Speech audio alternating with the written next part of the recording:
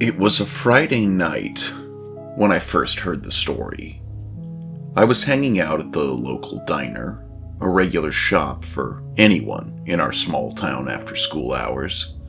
We didn't have much, just a few fast food joints, an old movie theater, and the long-abandoned mall that was slowly being overtaken by decay. But on that night, in a booth tucked far away from the rest of the crowd, I overheard something that sent a chill down my spine. It was the kind of tale that had been passed around for years, yet no one ever spoke of it too openly, lest they provoke whatever curse it held. It's about Paguara. You've probably heard of the old arcade in the dead corner of the mall. It's been gone for decades now. Just a shell of rotting wood and broken glass. But there's a rumor about a single machine that's been there since the place closed. This is where Paguara came from. The arcade was barely a blip on the map even when it was alive. There were whispers about the owner, a man who was said to be obsessed with the creation of a game unlike any other. Some say he was an outcast, driven mad by his quest for perfection. Others say he was involved in darker things the rest of us were better off not knowing. No one knows his real name, and the records surrounding the arcade are so muddled with time that you'd be lucky to find any concrete proof of his existence. What is known, though, is that the arcade's final game, Paguara, never showed up in any other place. The machine is the only one left standing in the decaying, forgotten ruin. Its cabinet is black and dark blue, sleek yet strangely ancient, as though it's been around longer than it should have. It's the only arcade cabinet in the entire arcade that still seems to be in working condition. But here's the thing. It's not plugged into anything. People have tried to trace the wires, but they disappear into the walls, as if Paguara is powered by something else entirely. The game's name isn't even visible on the cabinet. There are no identifying words or logos. Instead, an old mosaic embedded into the cracked wall beside it reads, Paguara, spelled out in colorful, jagged letters that look out of place even among the ruins. No one knows who made that mosaic either. It's a hauntingly beautiful anomaly in an otherwise decrepit place. The rumors about the game are murky, filled with half-tales and lost testimonies. They say the game has a dark pull. Once you sit down and start playing, you can't stop. At first it seems harmless, a basic shoot-'em-up or maybe a simple platformer, depending on who you ask.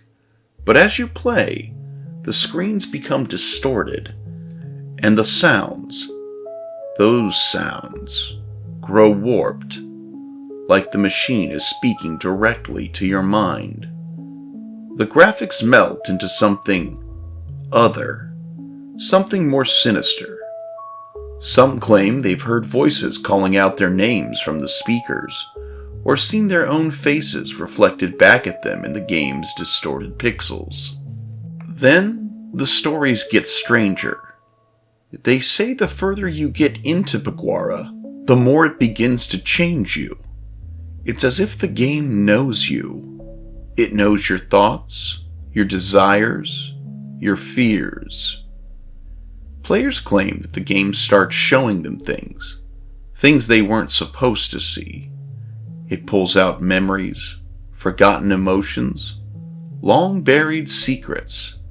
The closer you get to finishing it, the more you feel as though you're no longer in control. But the worst part? No one who has ever played has finished the game.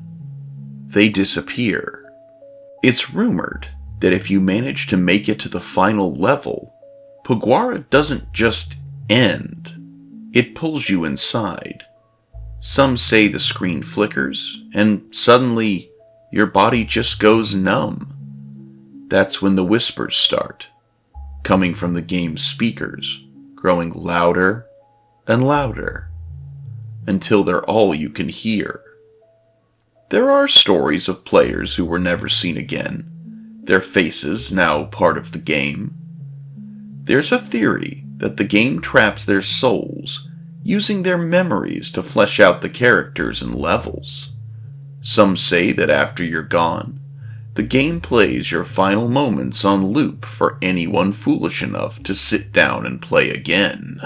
There are a few who claim they survived, but they've changed somehow.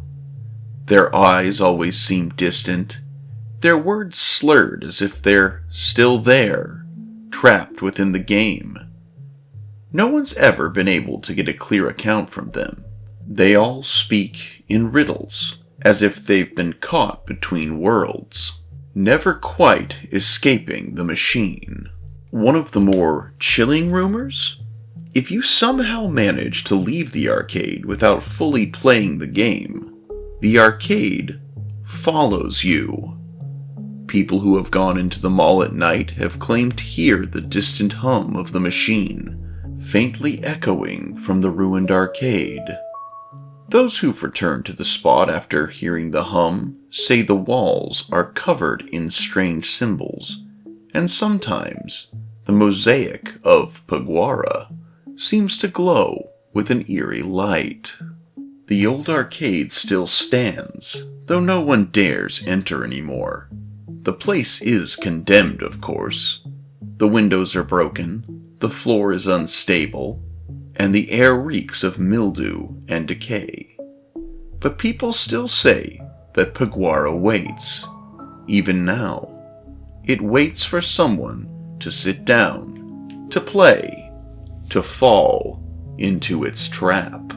If you ever hear someone talk about Paguara, you might think it's just another tall tale. But trust me, stay away from that place. No one knows where it came from or who made it, but those who've played it, they don't come back the same. Or they don't come back at all. So if you find yourself near the old mall, and you hear the hum of a machine that shouldn't exist, you'd be wise to keep walking. No one knows what happens inside Paguara, and no one ever will.